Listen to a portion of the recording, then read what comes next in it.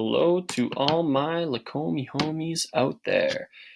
We are moving forward to Lesson 2, and the title of Lesson 2 is Opposition to 19th Century Classical Liberalism. So on this screen you see pictures of different people who were opposed to classical liberalism in the 1800s, right? You learned about classical liberalism in your last lesson, and you could probably imagine that there were some reasons why people might be opposed to this new ideology that arose in the late 1700s and throughout the 1800s, right? So today we learn about who those people were. Now, so far you've been dealing with one spectrum, and that spectrum was the ideological spectrum, right? So on this spectrum, on the right side, we have the values of individualism, and on the left side, we have the values of collectivism. And we can place different ideologies on this spectrum, which is why it's called the ideological spectrum, right? So on the far right side of this spectrum, we have classical liberalism, which is the most individualist ideology that we talk about in this course. And as classical liberalism evolved, it moved more towards the left side. It ended up in the center of our ideological spectrum. And we end up with modern liberalism, which is used by countries such as Canada today. And if we go further to the left side of the ideological spectrum, we then end up with more collectivist ideologies, such as communism or Marxism, which is one form of socialism, right? So now we're talking about more ideologies, and we're talking about where they fit on the ideological spectrum. Ideological spectrum is always left side is collectivist, and the right side is individualist. Today, it's time to learn about a new and different spectrum. Right? This spectrum is called the desire for change spectrum. Please write down this title. So, what does this spectrum look like? Well, it's also a horizontal line, and different people can be placed on this spectrum based on how willing they are to have changes in society, right? So a person who is a moderate, they would be right in the middle of this desire for change spectrum, right? So a moderate person, they're open to having some changes in society if those changes are necessary, okay? Somebody who's a little bit more open to changes would be a liberal, or if you want, you can call this person a progressive, right? And a liberal or a progressive, they want some change, and they are interested in progress. Please remember that the word liberal in this context does not mean the same thing as a person who believes in liberalism, right? In this context, a liberal is a person who is just, they want change. They see that society needs to make some changes. They need to make progress to make society better. Okay, on the right side of moderates, we have conservatives. What do you think conservatives want? Do they want change? What do you think? No. Conservatives, they want to keep the status quo. They want to conserve the society so that it remains the same as what it is, right? The status quo, just means what society is like right now in this moment. So conservatives don't want society to change. They want society to stay the same. By the way, I should have told you, please write down all of these things, okay? And everything else for this spectrum, right? So conservatives want to keep things how they are in that moment. Okay, now let's go to the edges of the spectrum, which are always the more extreme elements of society. On the far left of the desire for change spectrum, we have radicals. Do they want change? Oh yes, they want a lot of change. And sometimes they may even support using violence to get this change, right? So you can see on the far left end of the spectrum, we want a lot of change over here. In the middle, we're okay for some change. Conservatives, they want to keep things the way they are. Well, what's left? What's left is reactionaries. What do they want? They want to go back to the way things used to be. They want to change back to the way things used to be, and they may even support using violence to achieve that. Okay, so this is your new spectrum. Anytime we're talking about change in society, different people might fall onto different places in this spectrum because some of them want change and some of them don't. And this spectrum is going to be important for the remainder of this semester or this year. So let's keep this in mind as we learn about some different people. All right. In 19th century classical liberalism, what was the status quo? So what was life like in the 1800s? Well, in the 1800s, the ideology was classical liberalism. The economic system was laissez-faire capitalism. People believed in limited government, economic freedom, competition. That was the status quo. There were no labor unions at this time. Only some land-owning male adults had the right to vote. The government didn't help people very much. There was no employment insurance. There were no old age pensions. There was no universal health care. That was the status quo in the 1800s in Europe. So we're going to learn about some people who were opposed to that status quo. People who they were opposed to classical liberalism. So first group of people, you can write this down. These are the Luddites. Here are the Luddites in this image right here. What are they doing?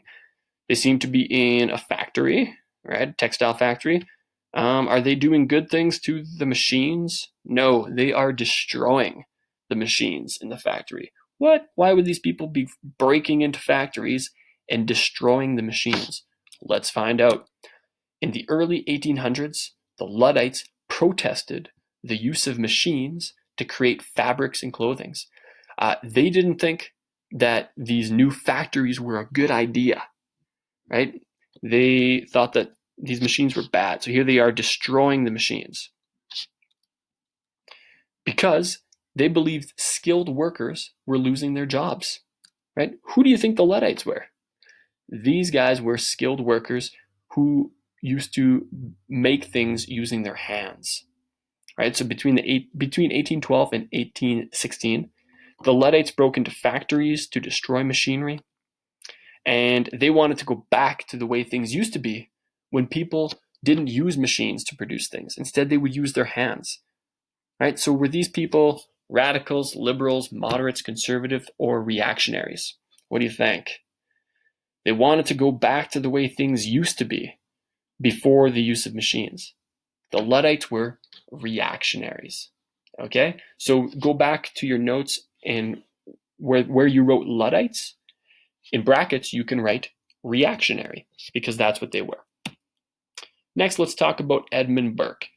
All right, he was an Irish dude and he was alive from 1729 until 1797. So he experienced some pretty important major world events that you highlighted in your timeline. Which major events would those be?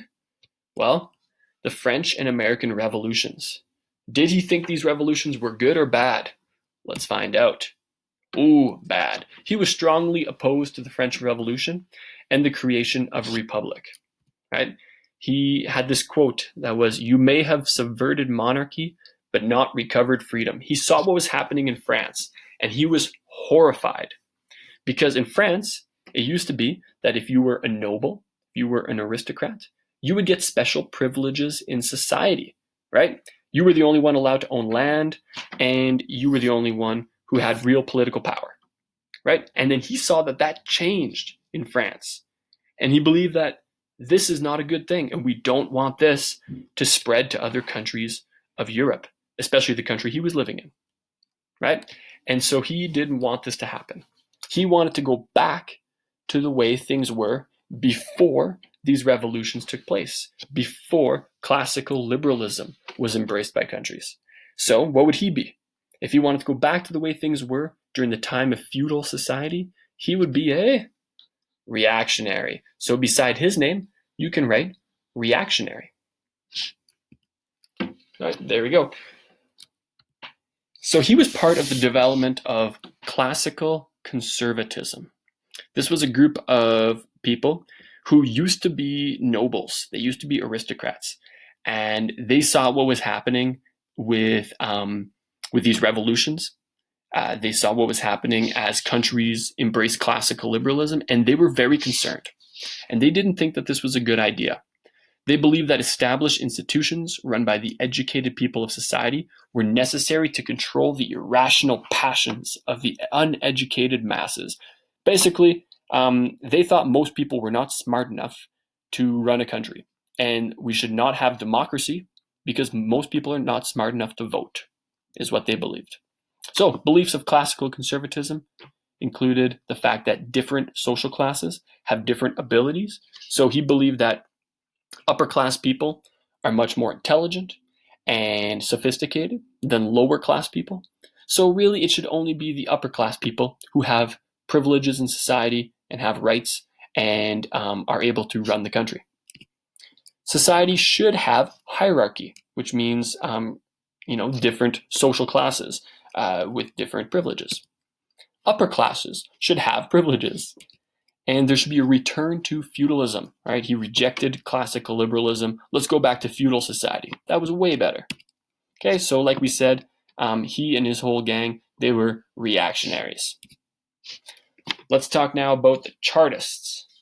Chartists, they were members of a working class movement in Britain that was focused on political and social reform. Reform is a fancy word for change. So these guys, they wanted change. Okay, all right, Chartists wanted some change. Here they are. Here's a picture of the Chartists, and they are carrying a big charter, right? And they're trying to bring this charter into a place called Parliament, right? Here's some parliamentarians, right? And those are the people who have political power at the time. And they're trying to get the parliamentarians, the government, to accept the ideas that they've proposed in their charter. Let's talk about this. So in the People's Charter of 1838, the Chartists outlined 6 goals, 6 things that they wanted changed in society. First thing, they wanted what's called universal suffrage, which means that everyone can vote, right? And they only wanted this for all men. Sorry, ladies. This was still the 1800s, so they were still only talking about voting powers for men, and only men over the age of 21.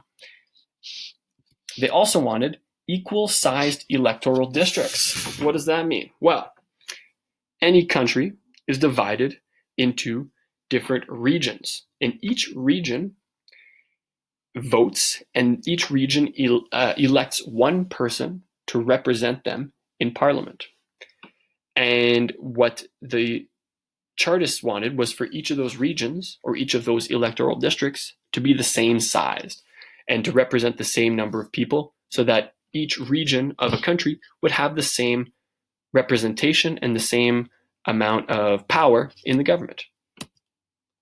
They wanted voting by secret ballot, right? So the ballot is just a little paper where you check off who you want to vote for, right? And the Chartists, they didn't like the fact that you had to vote in public.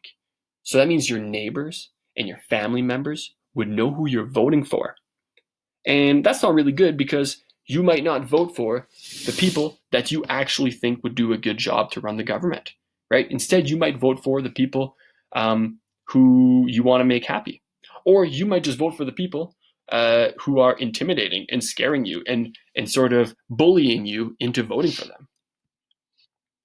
And also, they wanted to take away the property qualifications for Parliament.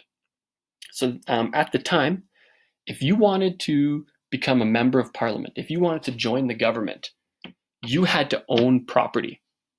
And it was a very small number of people at the time who actually owned property, right? Most people did not own property. So most people couldn't be part of the government or vote. And they wanted members of Parliament to receive pay. Why would that be? Why would they want members of Parliament to actually get paid to do this job? Well, think about it this way. If you don't get paid to be a member of Parliament, if you don't get paid to be a member of the government, that means you have to be able to work for free. And who is able to work for free? Only really rich people, right? People who were born into rich families, they can go and work for the government for free because they already have money. And this is a way of stopping poor people from having political power. But if you pay members of Parliament, Well, then any person, like, I don't know, like me, like a teacher, I could run for government.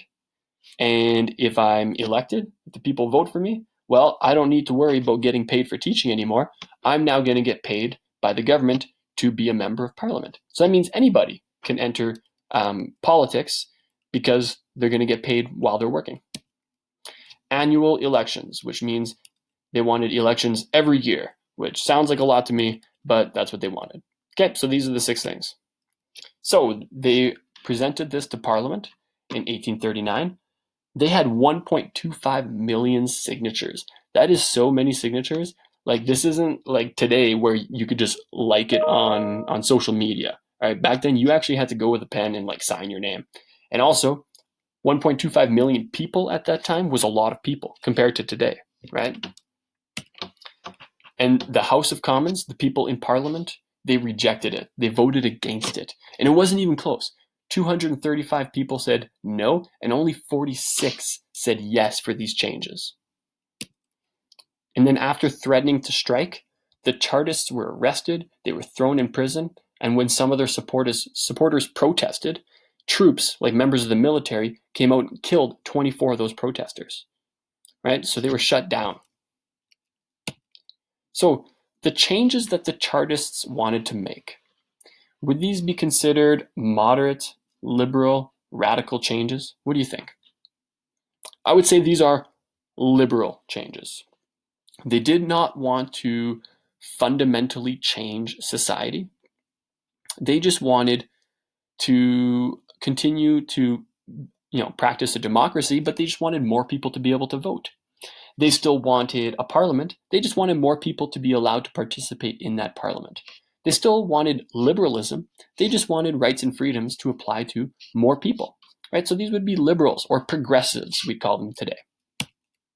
Next, we have socialism. Socialism is a new ideology that we're going to talk about today. Like, there you go. Look at that fist. They're talking about power to the people, all right? So, socialism, what do we got? Any ideology that believes resources should be controlled by who? Who should be controlling resources according to socialists? The public, right? The people should control resources for the benefit of everyone and not by private owners for private interests. So socialists, they believe in a lot of public property, okay? But you'll notice it says any ideology. That means there are many different ideologies that would be considered socialist. For example, communism is one socialist ideology, but utopian socialism is another one, and democratic socialism is another ideology. So there are different versions of socialism. But generally speaking, socialism is an ideology that is in favor of collectivism and in favor of public property. And they value economic equality among citizens. So socialists believe that we should try to promote equality, income equality. We don't want really, really rich people, and we don't want really, really poor people. Instead, we want to make sure that everybody's doing pretty well. Socialists, they believe in cooperation, right? So they believe companies and people should work together instead of competing against each other. And they want wealth to be distributed in a way that is fair and just. And according to socialists, society should be classless, right? So according to socialists, we should not have different social classes, right? There should not be upper class people. There shouldn't be lower class people. Instead, all people should be members of the same social class. So let's talk about one type of socialists. That would be the utopian socialists. All right, so what is a utopia? This first part here. The word utopia has been used by fruit juice companies, Fruitopia, right? In this movie, I think it was called Ants. They talk about going to a place called Insectopia. And then there's another movie more recently called Zootopia, which was meant to be like this ideal city where everybody gets along really well, which it did not turn out to be at all. Right? So generally speaking, a utopia is an ideal society. It's a really, really good place where everybody's really happy and life is really, really good. That is a utopia. Utopian socialists, those are people who believe that we can create a society that is a utopia, and we can do it by using some ideas of socialism. So let's talk first of all about Robert Owen. Please write his name down. He's important. So Robert Owen, he wanted to modify, but not get rid of, classical liberalism, but integrating some elements of socialism into it. Right? So he wanted society to still be capitalist and to still have classical liberalism, but he wanted a little bit of socialism mixed in. Here's a quote from Robert Owen. He said, "I know that society may be formed so as to exist without crime, without poverty, with health greatly improved, with little, if any, misery, and with intelligence and happiness increased 100-fold. And no obstacle whatsoever intervenes at this moment except ignorance to prevent such a state of society from becoming universal." So there's two different points, right? So the blue part of his quote is saying that he knows it's possible to create a utopia where there's no crime, no poverty, where people are healthy, nobody's sad, everyone's smart and happy, right? It's possible to do that. And then the green part is saying there's only one thing that might get in the way, and that is our own ignorance, right? Our own stupidity might stop us from creating this perfect utopia. So you're going to pause this video. You're going to check out pages 143 and 144 in the textbooks, and you're going to read all about utopian socialism and answer these three questions. By the way, take a look at this picture here on the right side of your screen. This is the place where Robert Owen built his factory. This was the actual factory where people lived and worked. And it still exists today. You can go visit it. All right. But anyway, I'm going to let you open up those textbooks and get to work. And we'll meet back here in a minute. All right. So you just spent some time reading about Robert Owen and utopian socialism. And you learned about what this guy really wanted. Right. So he wanted the role of government to increase. He wanted the government to provide a lot of programs and help and assistance to the more poor working class people in society. But that didn't happen, did it? The government didn't listen to him, at least at first. They didn't do the things that he wanted them to do. So instead, he believed, well, okay, I guess I have to do it myself. I guess business owners should be providing all of these things for their employees then, right? So did he want to completely change society, right? Did he want radical change? Did he want to do away with capitalism? No, not really. For that reason, he's a liberal, right? He wanted to keep classical liberalism, but really just to move it a little bit to the left. He wanted to just incorporate some elements of socialism into classical liberalism, right? So he still wanted capitalism. He just wanted governments to help people a little bit more, right? So for that reason, he'd be considered liberal or progressive. Let's now talk about this guy. Look at all these pictures. Marxism. All right, so this guy is Karl Marx, and he wrote a very famous book. That book was called The Communist Manifesto by Karl Marx and Friedrich Engels. Super interesting book. And it's really quite different from this other book that we've talked about in this course, Adam Smith's The Wealth of Nations. These are two of the most important books of our time. The Wealth of Nations lays out one economic system, capitalism, right? Very individualist society where there's private property and self-interest and everybody's working for themselves. And the Communist Manifesto really lays out the foundation for a communist society where everyone is working for the common good and there's no individualism. Instead, everyone's focused on collectivism, right? And so they are very much on opposite ends of our ideological spectrum, aren't they? So I'm going to get you to pause this video again and read about Karl Marx, read about his economic system called communism, okay? So you're going to read page 145 and then the first half of 146. So go ahead and do that. Good luck. And you can pause this video now. Welcome back. All right, so you just finished learning about Karl Marx, and you finished learning about communism and what he believed was a perfect communist society, right? So you learned that it's called communism or Marxism, or in some cases it might be called scientific socialism. You learned about the struggle between the two social classes, right? Between the bourgeoisie, who were the business owners, and the proletariat, the workers. And you learned about how Karl Marx believed that a socialist society can be established only through a revolution, right? The proletariat workers must revolt violently against the bourgeoisie, against the business owners. We need a revolution, communist revolution, to overthrow classical liberalism and give us a communist society, right? So Karl Marx talks about the fact that feudalism really just led to capitalism, and violent conflict occurs between the bourgeoisie, who are the upper class business owners, and the proletariat. And there's going to be a revolution, it's going to be a battle, and the proletariat are going to win this revolution. And then after that, the victorious proletariat, they will establish what's called the dictatorship of the proletariat, which is going to include things like a centrally planned economy, right? So no more free market economy. Instead, everything's going to be centrally planned, meaning it's controlled by the government, right? The entire economy will be controlled by the government. And there will be no more private property. Instead, income is distributed according to the value of work performed. Economic equality will be established. Social classes will gradually disappear, which makes me very sad because I love social class, like social 10, social 20, social 30. That's a good joke, right?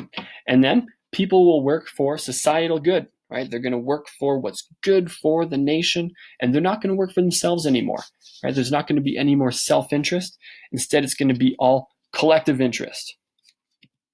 And eventually, and this is one part of communism that we don't talk about very often, and that is that originally Karl Marx said that eventually there will be no more government.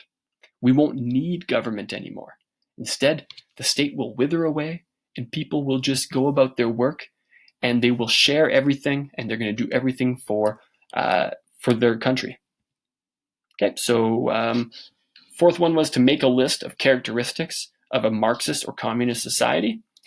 Okay, that would include abolition of property, all right, a heavy progressive or graduated income tax. You know what, let's skip through some of this. Instead, let's do this. There we go. Abolition of private property. Everything becomes public property.